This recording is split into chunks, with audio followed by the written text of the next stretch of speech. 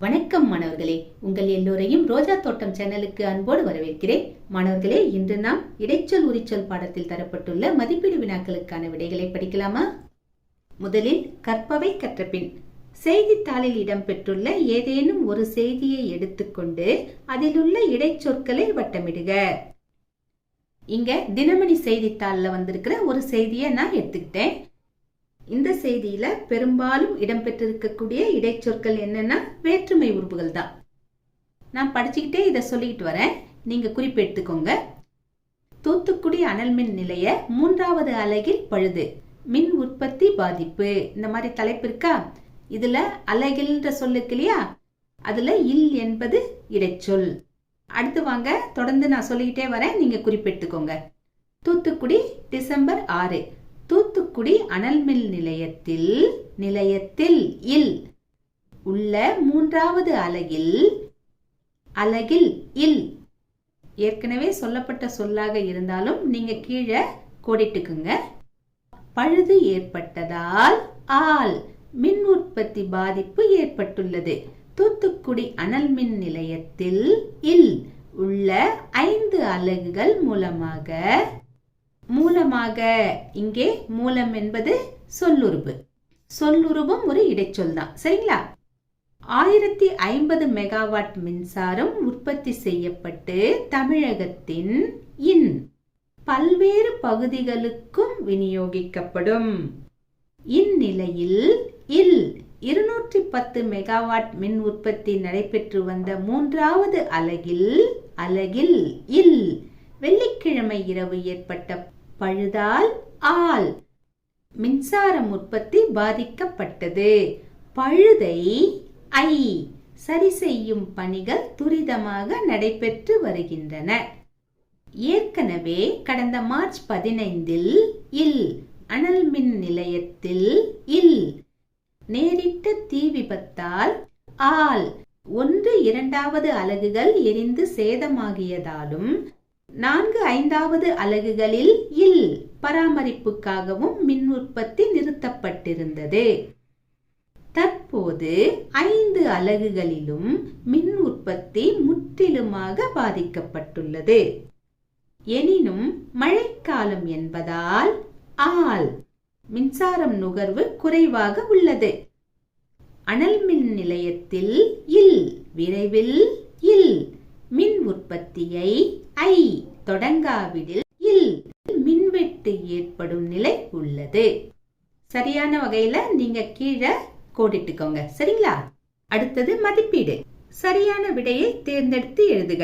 1. மொழி பயன்பாட்டை முழுமையாக்கும் சொல் டேஷ். மொழி பயன்பாட்டை முழுமையாக்கும் சொல் இடைச்சொல். 2. உருப்பசி என்னும் சொல்லில் உரு என்பதன் பொருள் டேஷ். விடை: உருப்பசி என்னும் சொல்லில் உரு என்பதன் பொருள் மிகுதி, அதாவது மிகுந்த பசியதான் உருப்பசின்னு சொல்லுவோம்.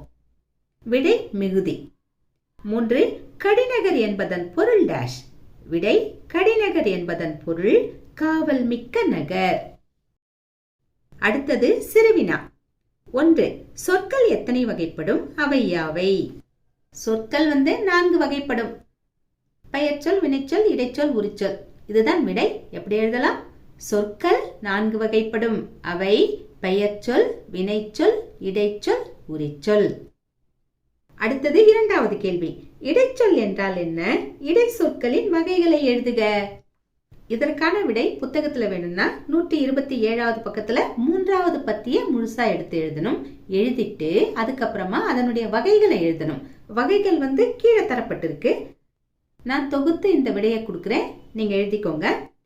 இடைச்சொற்கள் பெயர், வினை என்னும் 2 வகை சொற்களுக்கும் முன்னாலோ பின்னாலோ இணைந்து நின்று அச்சொற்களின் பொருளை தெளிவுபடுத்தும். இவை பெரும்பாலும் இரு சொற்களுக்கு இடையே வருவதால் இவற்றை இடைச்சொற்கள் என்று அழைக்கிறோம். முதல்ல இதை எழுதுங்க. எழுதிட்டு அதுக்கப்புறமா அதனுடைய வகைகளை எழுதணும். அதனுடைய வகைகள் நிறைய இருக்கு, ஆனா நம்ம புத்தகத்துல ஒரு சிலதான் தரப்பட்டிருக்கு. அதை மட்டும் நாம வரிசைப்படுத்தினால் போதுமானது.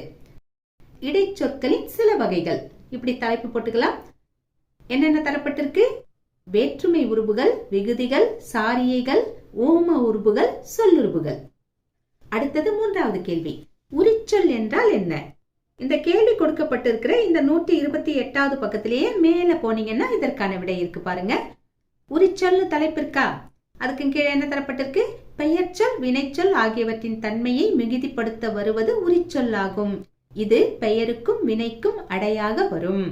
எடுத்துக்காட்டு நிறைய கொடுத்திருக்காங்க. உங்களுக்கு எளிதா எது இருக்கோ அதை நீங்க எடுத்து எழுதிக்கலாம். என்னென்ன தரப்பட்டிருக்கு? சால சாலச் சிறந்தது, கூர் அன்பு கூர்ந்து, உரு உருப்பசி, கழி கழி நெடிலடி, நனி நனி நன்று, மா மாநகர். நிறைய எடுத்துக்காட்டுகள் இருக்கு. ஏதாவது ஒரு சிலவற்றை நீங்க வரிசைப்படுத்தி எழுதுங்க. சரிங்களா? அடுத்தது கடைசி கேள்வி 4. ஒரு சொல் பல பொருள்களில் வருவதை எடுத்துக்காட்டுடன் விளக்குக. இப்ப எழுதணும் இல்லையா? அதுக்கு கீழிருந்து இதற்கான விடையை நாம ஆரம்பிக்கணும். எப்படி தரப்பட்டிருக்கு? உரிச்சொற்களில் ஒரு சொல் பல பொருள்களுக்கு உரியதாய் வருவது உண்டு. இப்படி இருக்கா? அதை எழுதுங்க. எடுத்துக்காட்டு என்ன கொடுத்திருக்காங்க? கடிமலர் மனமிக்க மலர், கடிநகர் காவல் மிக்க நகர், கடி விடுதும் விரைவாக விடுவோம், கடி நுனி கூர்மையான நுனி. மேற்கண்ட சொற்களில் கடி என்னும் ஒரே சொல் மனம், காவல், விரைவு, கூர்மை என பல பொருள் தருகிறது. இதுவரைக்கும் எடுத்து எழுதணும். மாணவர்களே, இன்று நாம் இடைச்சொல் உரிச்சொல் பாடத்தில் தரப்பட்ட மதிப்பீடு வினாக்களுக்கான விடைகளை பார்த்தோம். நாம் வேறு பாடத்தோடு மீண்டும் சந்திக்கலாம். டாடா, பாய்.